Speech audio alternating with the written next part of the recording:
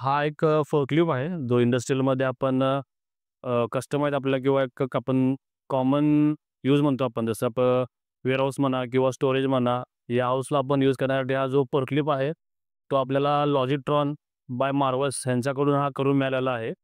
जसे की आपल्या इंडस्ट्रीमध्ये आम्ही जे आपले लहान जॉब होते, 10 केजीपासून ते 50 केजी किंवा मॅक्सिमम 100 केजीपर्यंत, ते आपण आधी बाय मॅन्युअली आपण लिफ्टिंग करत होतो.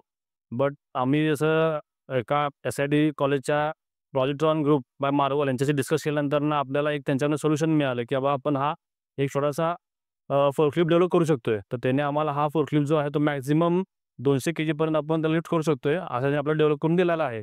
तर जवळपास आपण एक 8 दिवस झाले आपण हा आमच्या इंडस्ट्रीमध्ये ॲज छोटे-मोठे जे आपले जॉब आहेत 20 किलोपर्यंत, 50 किलोपर्यंत, 60 किलोपर्यंत ते आम्ही याच्यावर लिफ्ट केलेले आहेत किंवा आपल्या वेअरहाऊसमध्ये पण जे आहेत, ते पण आम्ही लिफ्ट केलेले आहेत.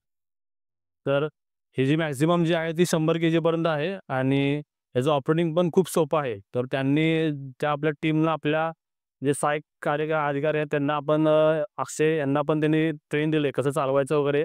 तर त्यांनी पण तो वापरला आहे. त्यांना पण तो वापरण्यासाठी खूप ईझी आहे. समजायला पण खूप ईझी आहे. तर ह्याच्यामुळं काय झाले, तर ज्यावेळेस आम्ही हे फोर्कलिफ्ट यायच्या आधी आम्ही 3 ते 4 माणसं यूज करायचो. 100 किलो किंवा 50 किलो यासाठी.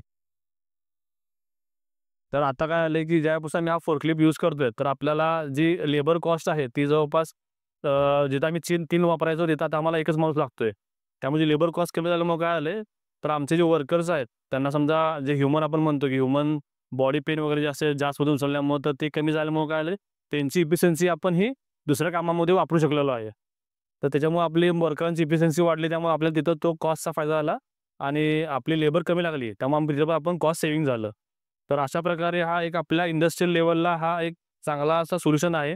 जिथं आपले छोटे-मोठे वेअरहाऊसेस आहेत.